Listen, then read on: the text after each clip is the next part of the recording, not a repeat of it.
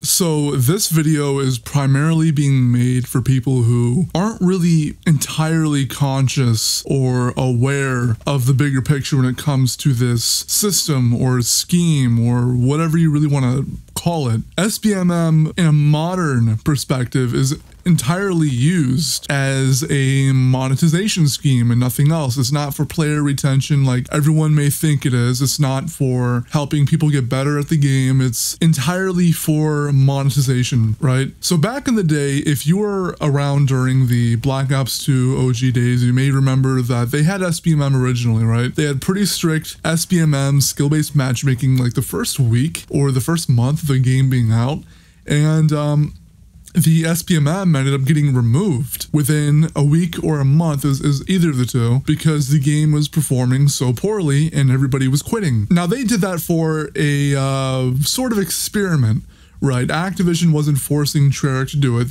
Treyarch decided, hey, let's try it out. Let's see if it helps. And it didn't help. This is before, they were all greedy and shit. So it didn't help with player retention. It was that way back in the day. And it's this way current day. Like whether you like it or not, that's just how things are. SBMM nowadays, though, is primarily used for just tricking new players into thinking they're good. So they just spend money. That's all it is. So what happens is that people come into the game, if they're like, oh, I'm really good at the game. I'm all right. I'm not getting stopped. And it kind of psychologically tricks them into thinking that I'm good at the game. I feel really good. I just won a match. I'm gonna go spend some money on a skin. They'll spend 20, 50, 100, 1,000, 1,500, 2,000, like whatever amount of money they have, right? They will literally spend if the system tricks them enough into thinking that they're really, good. Because they'll emotionally and mentally invest in it more often. And when they get to a certain point, when they start searching up videos on class setups, or maybe they just naturally get good at the game or remotely decent, they eventually come to a conclusion that something is wrong here. Every single one of my matches is the exact same.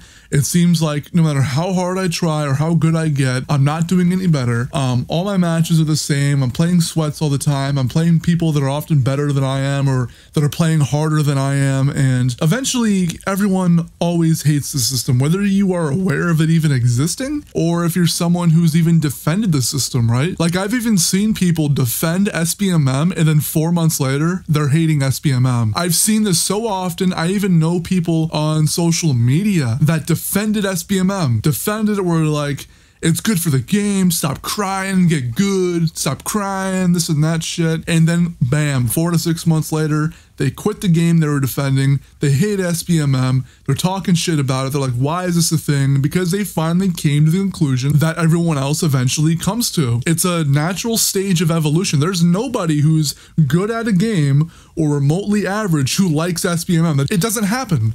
It's a terrible system. That's why it doesn't happen, because it doesn't work, right? And it doesn't retain players the same way that people think it does, right? Like people who defended SBMM said, why are you complaining? It's benefiting the masses, it's benefiting the casuals, it's benefiting everybody, but you don't want to play with people against your skill level. You just want to pub stomp all day, this and that. And it's like, that's not the point. If people were gonna pub stomp all day, they'd actually be for SBMM, because wanna know why? Because you know how easy it is to reverse boost on any fucking game, including Fortnite, Apex, Warzone, fucking Black Ops Cold War, Modern Warfare? You could just fucking play as a shitter every other match and stay in easy lobbies. I used to do it.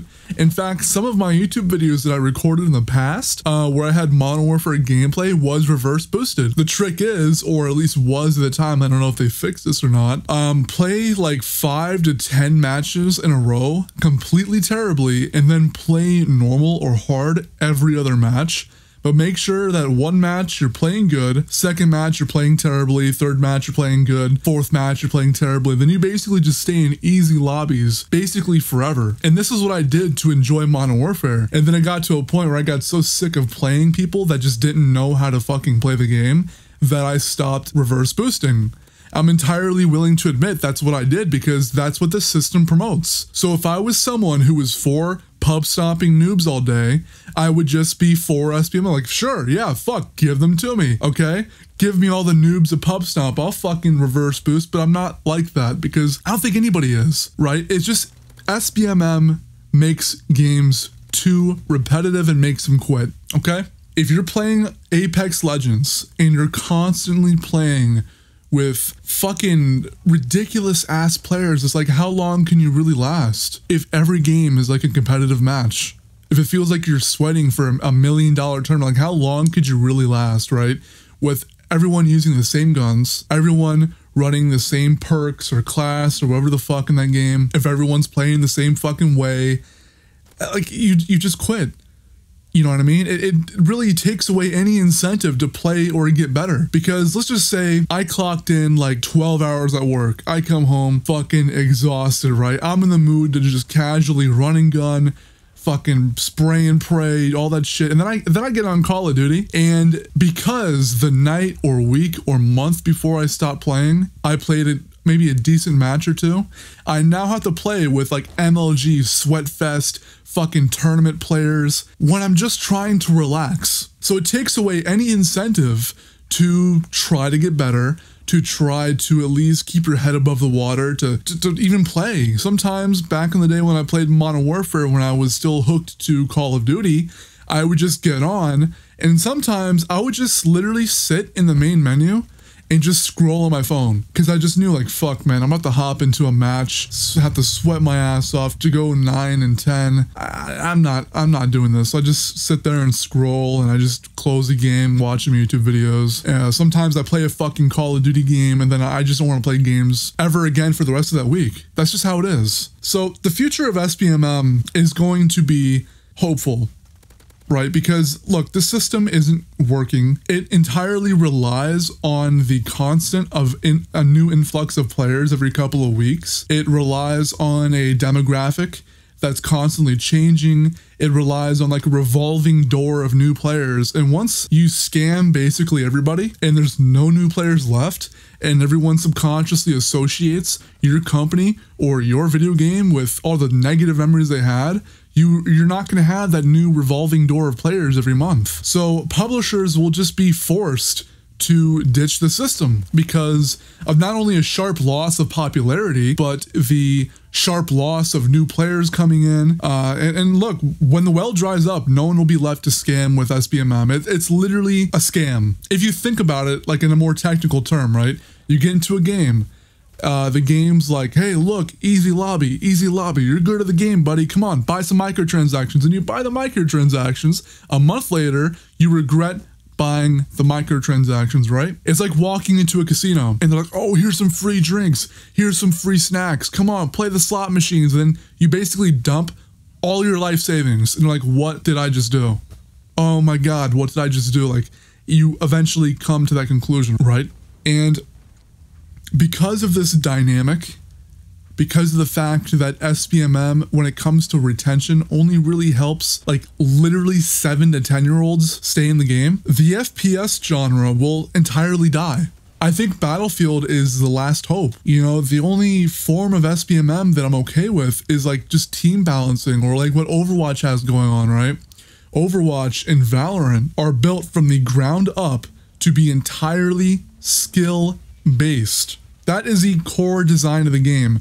If you are a developer who's like, oh, well, I'll just add a game with random elements with, oh, here's this powerful weapon and this gun's shit, this gun's good, this gun's shit, this perk's overpowered, this one's not. It's like when you have that and then you just like slap the SBMM sticker over it, it's like that's not good for the game. If you want SBMM, if you want to have that dynamic, you have to build the game for it. Warzone is not built for it. Call of Duty, like no Call of Duty is built for it. Not even Advanced Warfare, not even like the hardest COD game ever. No, it's not built for it. And the FPS genre, if it wasn't for fucking Battlefield, would be dead. Because I'm gonna be honest with you, man, like I said earlier, this system relies on the constantly revolving door of new players.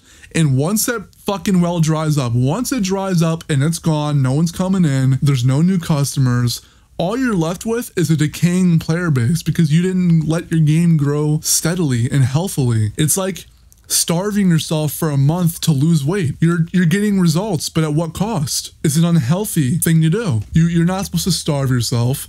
And like with a corporation, you're not supposed to immediately chase the highest of highs when it comes to profits because You're going to be like McDonald's, right? McDonald's hasn't been able to achieve the same level of profit since 2013. They have literally been on the decline since 2013. The gaming industry will suffer the same fate, and SBMM will be like the thing that kickstarted. It'll be the thing that completely kickstarts the entire decaying process, where game companies will not be able to profit as much as they did the previous quarter, the previous year, the previous 5 years, so on and so forth, because you as a game studio are accelerating a natural event. If you are a corporation, take your profits steady, control your profits. If you are throwing long-term sustainability out of the window because you want short-term profits, you may not exist in 10 years. You may not exist in 20 years. You're not going to exist. So look,